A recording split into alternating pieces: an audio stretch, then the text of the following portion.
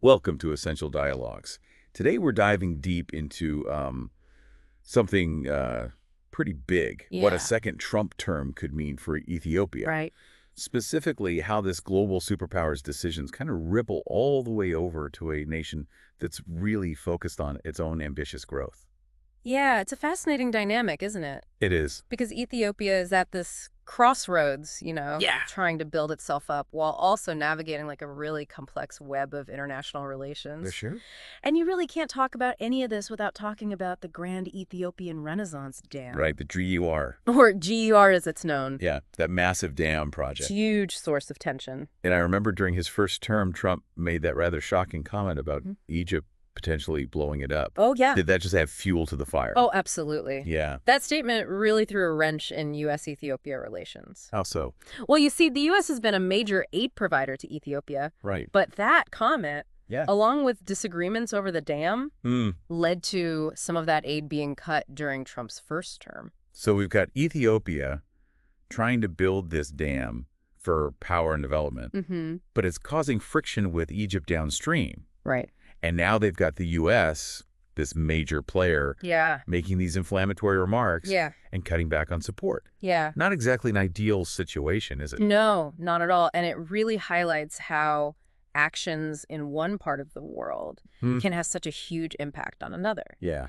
Now, the big question is, with Trump back in office, will we see more of this pressure on Ethiopia? And how might Ethiopia respond this time around? Yeah. Would they be willing to compromise on the dam, or are they looking for ways to lessen their dependence on the U.S.? Well, one thing the podcast we're looking at points out is that Ethiopia has been exploring alternative alliances Okay. like BRICS. Okay, so maybe shifting away from relying solely on Western powers. Exactly. But why BRICS specifically? Yeah. What makes them a good fit for Ethiopia in this situation? I think one of the big reasons is economic. BRICS nations are emerging as major economic forces, and they're often looking to invest in developing countries. Okay.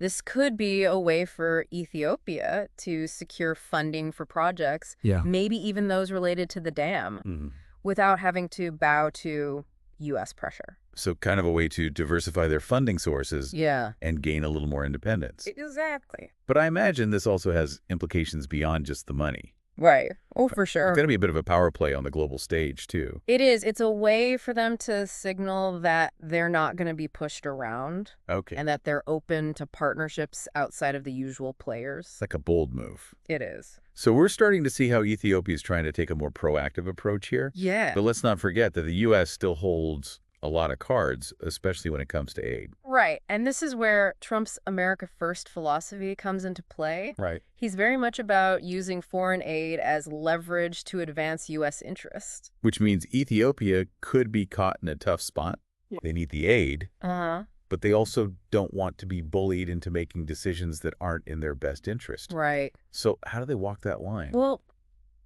the podcast suggests a few key strategies Ethiopia has been pursuing. Boy. One, as we've discussed, is diversifying their funding sources through alliances like BRICS.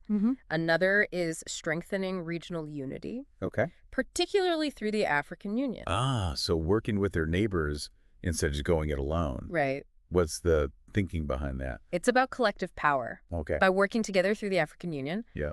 Ethiopia and other African nations can present like a more unified front on issues like the GER. Mm-hmm. It gives them more leverage in negotiations, and it helps counterbalance these external pressures. Strength in numbers, as they say. Exactly. But let's be realistic. Yeah. Does the African Union really have the clout to stand up to a superpower like the U.S.?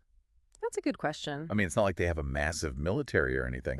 You're right. It's not about direct military confrontation, but the African Union does have diplomatic weight, Okay. especially as more and more African nations assert their independence and look for alternatives to these traditional Western partnerships. So it's more about shifting the balance of power on a global scale, Yeah, showing that Africa has its own voice and interests. precisely. Okay.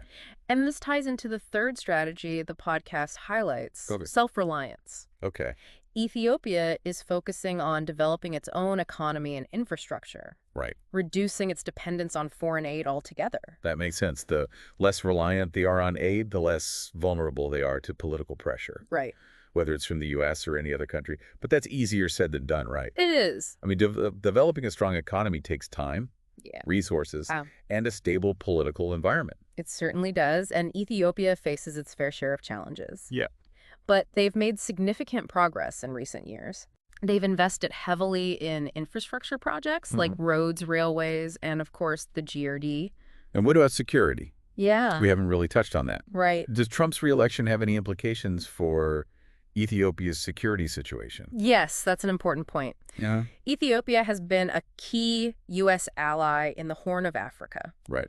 particularly in counterterrorism efforts. Okay. Under Trump's first term, there was actually a lot of cooperation between the two countries on security matters. So they were working together even while disagreeing on issues like the dam and aid. Exactly. But with Trump back in office and considering his America First approach, could that cooperation be at risk? It's definitely a possibility. Yep. Trump might see Ethiopia's growing ties with BRICS as a threat. Yeah. Which could lead him to reduce security cooperation. Mm-hmm. On the other hand, Ethiopia remains strategically important in the region. Right. So there's also a chance the U.S. will continue to see value in working with them. So Ethiopia's got to weigh the potential benefits of continued U.S. security cooperation against the risks of becoming too dependent on them. Right. Or getting entangled in conflicts that might not be in their best interest. Yeah. A tricky balancing act. It is, and it highlights another aspect of their strategy. Okay. Working through the African Union to promote African-led security initiatives. Okay. The idea is to build up regional security capacity, so African nations are less reliant on outside powers. So taking a more proactive and independent approach to security as well. Exactly. Okay, so we've got this complex web of economic, diplomatic, and security considerations. Yeah. It sounds like Ethiopia's trying to play all sides, hedging their bets, so to speak. But what does that actually look like in practice? Right. Can you give us some concrete examples of how they're implementing these strategies? Certainly on the economic front, Ethiopia has been actively seeking investment from BRICS nations, Okay. particularly China. They've signed deals for infrastructure projects. Including railways and industrial parks. Okay. They're also looking to expand trade with these countries, Okay. diversifying their export markets. So moving beyond relying solely on Western markets and investors, Exactly. what about regional unity? Yeah. Are there any specific examples of how that's playing out? We're seeing increased cooperation within the African Union on issues like trade, infrastructure development, and even peacekeeping operations. Yeah. There's a growing sense that African nations need to work together to address shared challenges and reduce their dependence on external actors. And when it comes to self-reliance, beyond the GERD, what are some other examples of Ethiopia investing in itself? They've been focusing on education, Okay. trying to build up a skilled workforce. Okay. They're also promoting domestic industries, hoping to create more jobs and boost local production.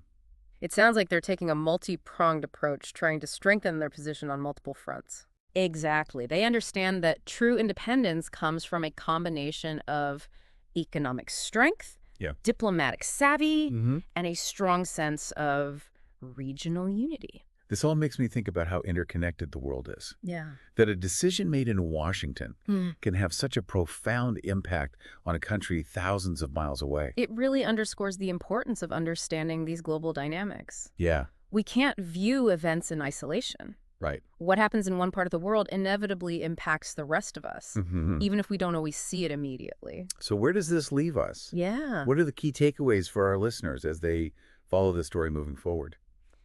I think the biggest takeaway for me is that Ethiopia is not just sitting back and waiting to see what happens, you know? Right. They're actively strategizing, making moves to try to control their own destiny as much as possible. Yeah, and that's what I find so compelling about this situation. It would be easy for Ethiopia to feel powerless in the face of these global forces. Yeah, but they're really taking a proactive approach. So they're facing real challenges. For sure. But it seems like they also have options. Yeah. They have agency. Yeah. And it sounds like they're already taking steps to leverage those options. Absolutely. They're not shying away from making tough choices. Right. And forging new partnerships. Yeah. Even if those choices might ruffle some feathers along the way. It's almost like they're playing a high-stakes game of chess. Yeah.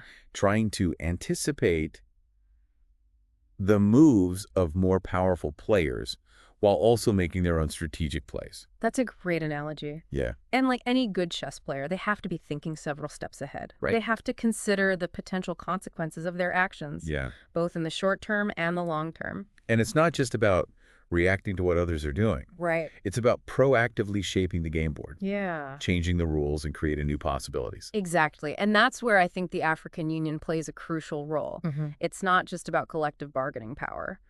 It's about fostering a sense of shared purpose and vision among African nations, creating a platform for them to work together to shape their own future.